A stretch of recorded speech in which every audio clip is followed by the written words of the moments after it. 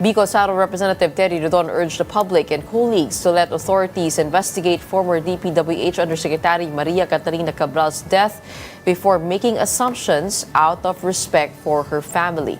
Rodon made the appeal on Friday at the Batasang Pambansa, responding to Caloocan Representative Edgar Erice, who questioned the circumstances of Cabral's death, particularly her driver's questionable decision to leave her along Cannon Road. He stressed that speculation should be avoided, as every death deserves respect.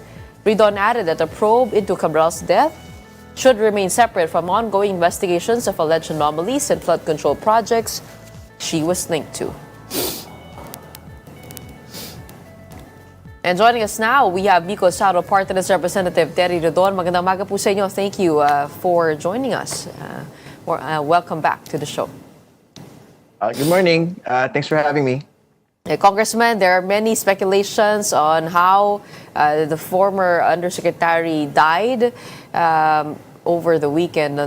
But knowing that she was a central figure to this flood control probe, can you help us understand why you said that it was important to have a separation of the flood control investigation and the investigation into her death? Bakit mahalaga yung ganong delineation? Well, una sa lahat, syempre, kailangan ho natin na magkaroon ng aktual na detalye. And nakuha na ata natin ito mula doon sa PNP results. And I think the DILG Secretary already made that statement already na buo na nila more or less yung pong kwento ng kanya pong pagkamatay. But we also wanted to reiterate the fact that even if she actually met unfortunate circumstances, the flood control proceedings relating to what she knew and the other details of it would still proceed, Kasi syempre, the documents naman po stays. So those that can actually authenticate these particular documents can still make testimonies relating to these particular details, So, ibig sabihin, syempre, it's a bit of a setback dahil namatay po siya and she cannot contribute to the ongoing probe, But of course, as what we had seen before, marami na mga tumuloy na mga kaso, even if she had not yet cooperated, during the course of the investigation. Let's wear your lawyer hat for a while. What do you think is important to have a credible investigation into her death? Given all of the facts, syempre may sinasabi ang DILG, may sinasabi ang police, pero pag ikaw ang titingin dun sa eksena, dun sa what happened situation, what would you look for that the public can rely on for the truth? Kasi ang hirap sa social media, naging he said, she said, at maraming mga spekulasyon sa time of death, sa paraan na siya'y pumanaw, at kung bakit doon pa sa lahat ng lugar. At yung pati na rin yung mga videos, some would even go as far as to say that it might have been staged. So ano ang pwede nating tignan na mga detalye for this to actually be a credible investigation? Well, I think very important for government to really be able to show that this is not riddled with foul play, Kasi yan yung nakikita natin sa social media, So, ang totoo, dalawang bagay yung mga binabanggit, Una, binabanggit ata ng asawa ni Undersecretary Cabral na he believes it was an accident. And secondly, yung pong baka she basically took her life, And maybe as a result of all of the pressures relating to the flood control probe, So, yun yung dalawa naman pong I think most dominant explanations of what had happened, Pero syempre, lingering po on social media kasi yung pong allegations na hindi siya namatay kundi pinatay, So, I think yan po yung kailangan i-address convincingly nito pong ongoing probe into her death. But there was another narrative, though, that was going around social media, and that would be pinatakas, The posibleng pinatakas at hindi din daw bago yung fine-fake yung death to be able to escape justice. But yun nga, no, nung tinitignan mo yung kaso na ito, ano yung nasa isip mo? I mean, when you were looking at what was coming out in the press releases and also the data, the reports. Siyempre, yung isa doon, yung autopsy, we have yet to see the actual documents of that, but the refusal of the family to go through with it initially, also the Ion Hotel, noong una ayaw din mag-cooperate. I mean, don't you think those are curious reactions, responses from the family and also the business establishment? Well, yeah, well, siguro, let's just focus on the family na lang po, no? Well, firstly, on the faking of the death, no? Parang medyo marami yung leaps of logic and assumptions para ho umabot doon. And more importantly, nag-undertake na ho na autopsy, pumayag na ho yung pamilya na mag-autopsy. And I think may mention din po na meron din pong preliminary DNA analysis po na ginawa. And positively identified na talaga na si Yusek Cabral po yung tumalon po sa bangin, no? So, I think yung any indication po ng faking the death, no? I think they have to be able to show a little bit more evidence on whether or not that is actually the case. Hindi ba? So, I think tanggalin na ho natin siguro sa listahan po yun. Pero, syempre, alam po ninyo, in every death and in every suicide incident, syempre, hindi naman din ho natin sa totoo lang masasabi yung magiging reaksyon. Una, nung tao po na who took their lives, no? And the second, yung reaction po ng mga mahal po niya sa buhay. So, kumbaga kaya nga ho, ang most immediate po talaga dapat na intervention doon, pabayaan lang ho natin muna ho, siyempre, yung pong mga death investigators, and secondly, yung pamilya, nagawin po nila yung dapat po nilang gawin. Kasi anyway, any investigations po naman po relating to the actual incident, mangyayari din naman po yun in the next couple of days. Hindi ba? So, katulad na binanggit ko nung nakaraan, wag ko natin sigurong pangunahan yung pong pamilya at saka po yung pong mga nag-iimbestiga. Well, let's leave that investigation to the authorities. Let's go to the other side of this equation, which is on the flood control probe. You mentioned that it is still very possible to get a hold of what Undersecretary Cabral knows and the files that she was dealing with. Sabi mo, pwede pa rin i-question ang kanyang mga ASEC, staff directors, DPWH officials. But sinabi rin ng ibang DPWH officials na si Yusek Cabral lamang yung nakakaintindi ng formula in computing the allocables for district congressmen. Don't you think her death would cause a big gap into the search for truth here as to how, or she was too central to this, and she was key to actually linking yung lawmakers natin or those who are higher up in terms of power? Well, I think before she died naman po, she had made testimonies, for example, on what the meaning of allocable is, no? So, ibig sabihin, I'm quite certain she had staff who actually understood also the difference between allocable and non-allocable, no? So, I think pwede ho natin silang tanungin pa, even if she died, no? So, I guess meron pong ASIC dyan, may director po dyan, within her own, all the planning department, na pwede ho magpaliwanag, no? Kung paano po yan nangyayari. I think yung most important testimony sana po niya ay po yung sino yung mga nag-make ng mga insertions into the different budgets, no? From the time na she was head of planning. So yun sana yung pwede nating malaman doon. Pero syempre in terms of prosecution and making people accountable, syempre yung fact of insertion, bitin ho yun Hindi ba? Kasi ang hinahabol naman ho natin talaga dito, okay, you inserted, but kumusta ho yung implementation ng project? Nagkaroon ba ng ghost project? Nagkaroon ba ng substandard project? Naging maayos ba yung implementation nito pong project po na ito? Si Congressman Leandro Leviste came on our show last week and he said that si Yusek Cabral wanted to be state witness but she was not being given a chance to become state witness. And she appeared in several House hearings. Was there any indication that she was angling at all to become state witness?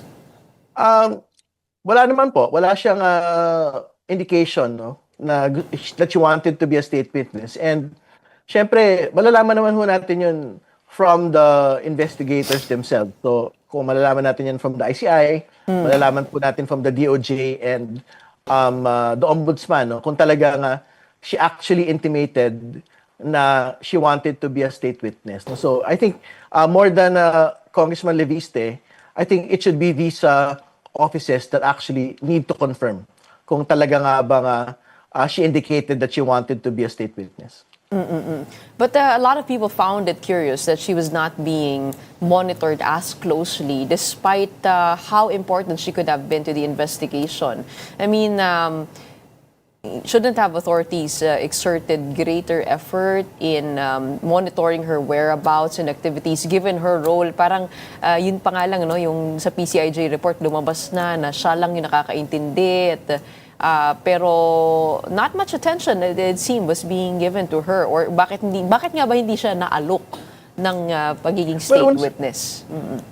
Well, una sa lahat, yung pong center of attention po talaga in all of the hearings ay yung doon sa mga actual implementation. Kasi doon ho talaga maipapakita yung malversation, doon mapapakita yung plunder, doon mapapakita yung graft. No? So, I think as a planning head, parang medyo malayo pa ho, parang a little bit far pa siya from the center of attention, which is the actual implementation. And sina Undersecretary Bernardo and all of the district engineers, yung talaga pong meron pong pagkakaalam nun. But again, to be very clear, hindi rin malayo kasi si ano din po nagbanggit nun, si Undersecretary Bernardo, na more or less she was in conspiracy in actually creating that entire list, which also had been subject to, yun na nga, naging ghost at naging substandard projects ng flood control. So, siguro, merong oversight po yung mga investigative bodies doon. Pero syempre, hindi naman natin, I don't think mapipigilan naman natin pagkilos ng lahat po ng mga tao, lalo tigit, hindi naman ho sila na dun sa gitna nung pong actual controversy ng ghost and substandard projects. Oo, pero some would argue otherwise, na nasa gitna siya. In fact, she would be key to pinning down people higher up the chain. Don't you believe so? Well, pwede po yun, no? Pero again, wala na siya ngayon eh. So what we are left with would be documents that were in her possession and documents that were in her office, no, before she retired. So I think that is what we will have to work with, no. And isa nga dun sa binabanggit po natin, yung sinasabing list na binigay po kay Congressman Leviste, actually, ang question ko sa kanya, ba't hindi pa po nalalabas po yung listahan? If it was given to him as early as September of 2025 on this particular list, parang bakit hanggang sa ngayon namatay na yung ALE, hindi pa rin ho nalalabas yung listahan ng sino ho yung may mga supposedly insertions and sino yung mga proponents po nito pong 2025 budget. O yun nga rin ang itatanong ko sa inyo no? Doon sa listahan na yon na hawak-hawak umano ni Congressman Leviste, could he be compelled to release that list? Sabi niya kasi he will release it if the Secretary of the DPWH, Secretary Vince Dizon, tells him to do so. So what is happening here? And could they be at least compelled to come out with that list? Well, actually, no one's stopping Congressman Leviste from actually disclosing the list. No, the House cannot stop him. Certainly, the DPWH Secretary cannot stop him. No, kasi sabi naman niya hawak ho niya yung listahan, but hindi niya ho ilabas yun. But my problem with his disclosures now is that the person that they actually authenticate the list is actually dead at this point. Di ba? So, kaya nga parang if it was with him all this time, more than 3 months, from September, what he said was September 4, 2025, why is he talking about it now? When the person that can actually authenticate whether or not the list that he has is actually authentic is already dead. Hindi ba? So, I think that's my problem with what he is talking about at this point. We can also leave that work of verifying to investigative journalists, right? That's also another route. But speaking of files, going after the files, no, isa pa nangyari dito yung cellphone ni Yusek Cabral, hindi nakuha ng gobyerno. Ito ay ayaw nga i-surrender ng kanyang pamilya.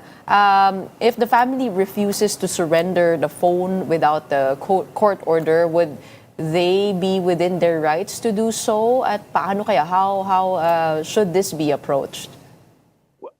Well, I'm speaking as a lawyer now, no?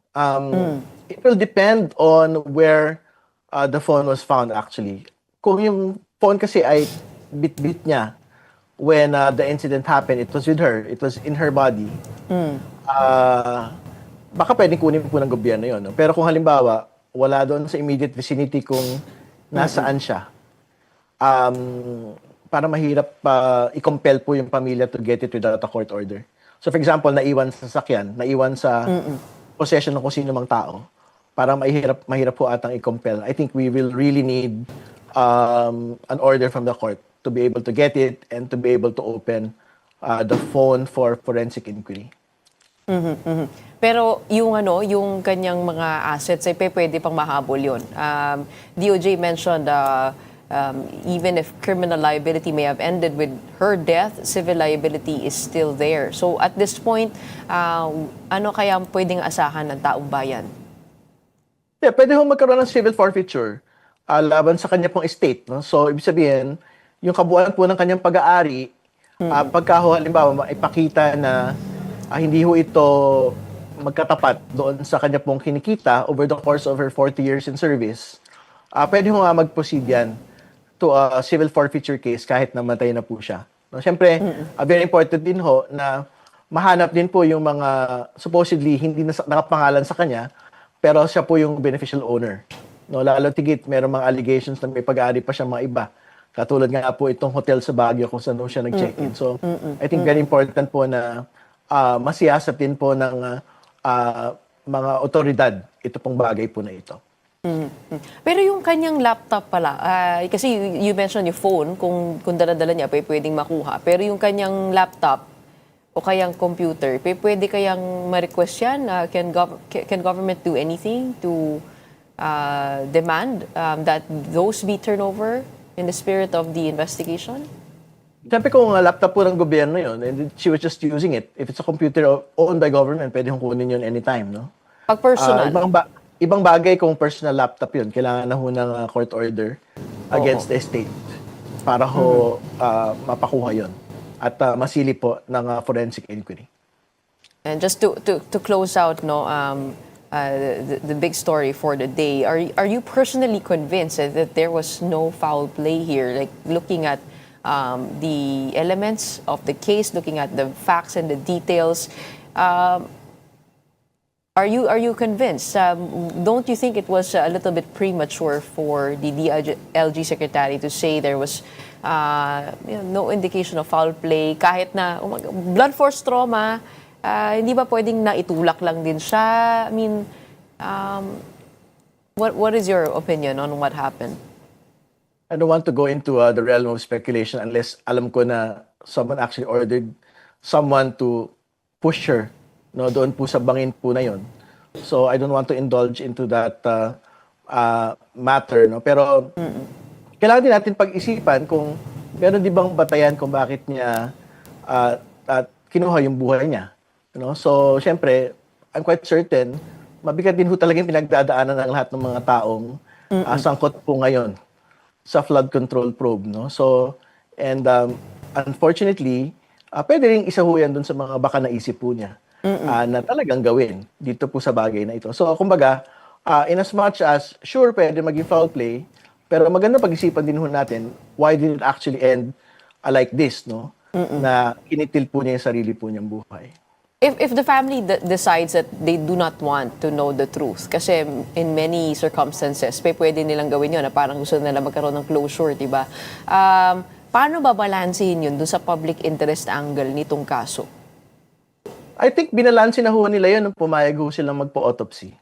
No? Kasi syempre supposedly ayaw na nila eh. Gusto na nilang uwi. gusto na ho nilang iburol si Undersecretary Cabral. Pero ultimately, they relented and they allowed the autopsy.